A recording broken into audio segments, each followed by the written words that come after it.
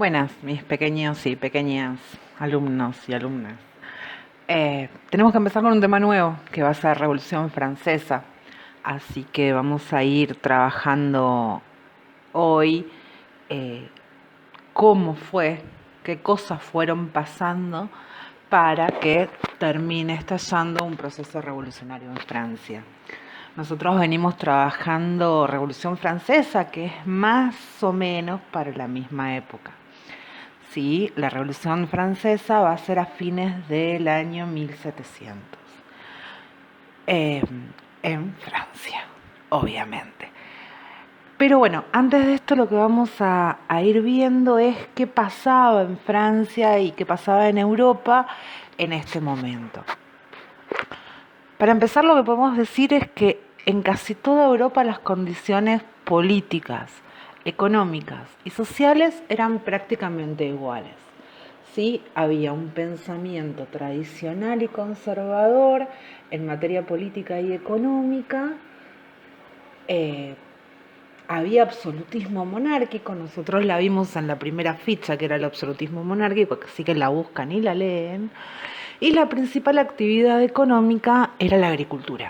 Todavía se vivía de lo que se cosechaba en los campos. No había logrado todavía expandirse la revolución industrial. Existían tres clases sociales. Una clase alta, que era la aristocracia, que la podemos dividir en una aristocracia que vivía en el campo y en una aristocracia que vivía, aristocracia o nobleza, dice la ficha, que vivía más cerca del rey. ¿Sí? Ellos dominaban todo lo que eran los puestos políticos, los puestos de la justicia y los puestos dentro de la iglesia. Después existía el campesinado, que era la parte más jorobada, ¿sí? Era el estrato más bajo y además era la mayor cantidad de gente. Piensen que en Francia, en el momento de estallar la revolución, el 80% de la población era campesina, solo el 20% era de otra clase social.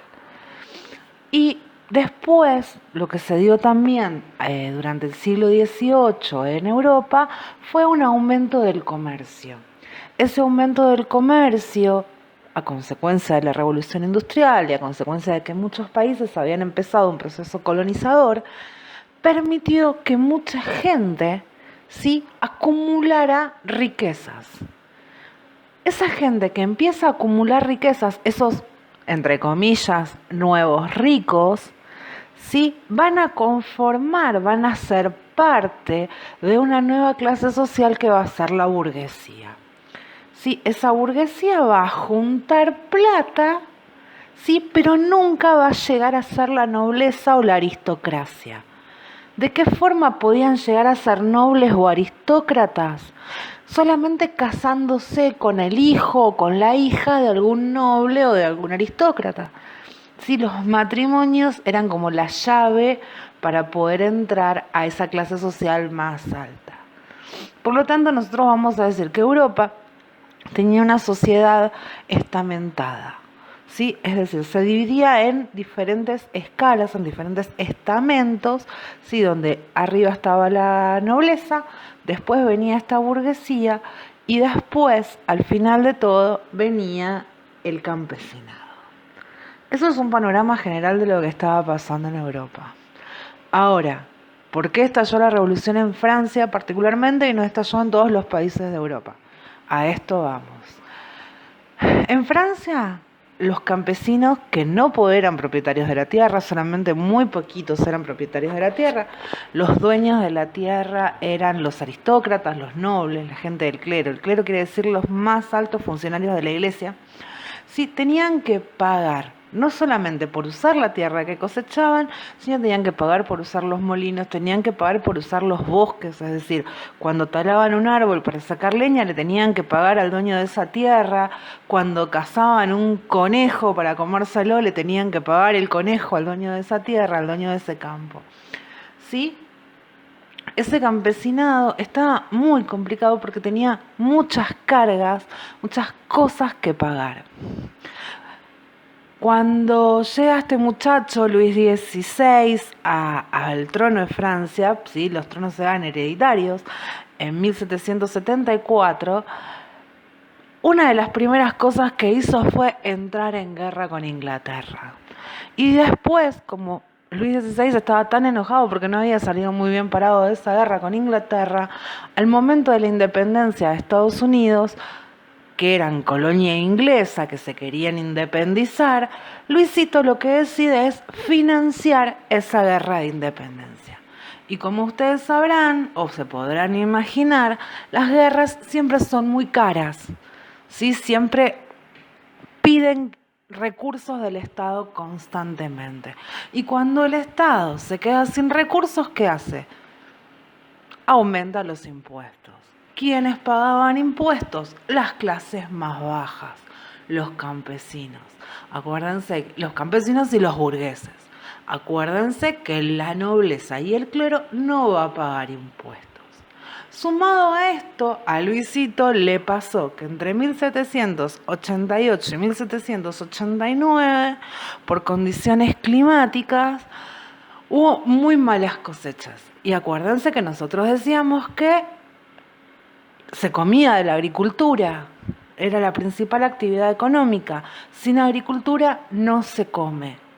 ¿Quiénes podían guardar grano? Los dueños de los molinos. ¿Quiénes eran los dueños de los molinos? Estos nobles. Entonces, en el campo francés empiezan a estallar lo que se conoce como los motines de pan. ¿Qué son los motines de pan?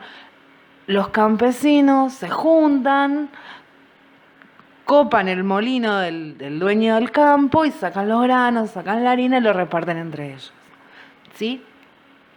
Entonces, como Luisito ve que la situación se le está yendo de las manos, que no tiene plata, que está en bancarrota, que tiene el Estado fundido, y además de eso le está reventando el campo, decide llamar a algo que se llama los Estados Generales. Convoca una reunión de los Estados Generales.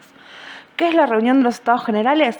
Cada uno de las clases o cada uno de los estados sociales que tiene Francia se van a reunir en un supercongreso, ¿sí?, para ver de qué forma van a proponer, de qué forma Francia puede salir del estado económico en el que está. Los Estados Generales se reúnen en París en 1789, y el primer estado estaba constituido por los representantes del clero, es decir, los más altos de la iglesia. El segundo estado estaba conformado por la nobleza y el tercer estado eran estos burgueses y el campesinado. ¿Cuál es el problema o cuál fue el problema de los estados generales? Que cada uno de los estados discutía y sesionaba supuestamente por separado. Piensen, ¿cuál era el estado más grande? Y el tercer estado, era la mayoría de la población. Entonces, lo que se dan cuenta los del tercer estado es, estos del primer estado y los del segundo estado se van a juntar. Un voto del primer estado y un voto del segundo estado son 2 votos y nosotros tenemos uno solo, cuando en realidad nosotros somos la mayoría de la población. Nosotros deberíamos tener más votos, ¿sí? Entonces se empieza como a poner media espesa la cosa y el tercer estado amenaza con que va a romper la asamblea, con que se van a separar y que van a formar un gobierno aparte.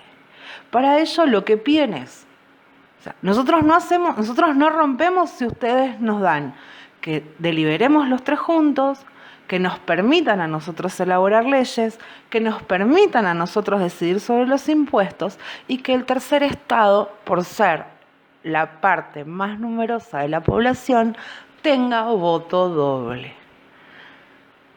La cosa es que Luisito, el rey, les dice, no, ¿saben qué? Van a seguir sesionando los estados por separado, lo único que vamos a hacer es que ustedes tengan el voto doble, porque son la mayoría de la población. Y esto lo dejamos acá. La clase que viene les cuento que a los muchachos del tercer estado no les alcanzó eso y explotó todo. En el texto que les dejé tienen una consigna abajo.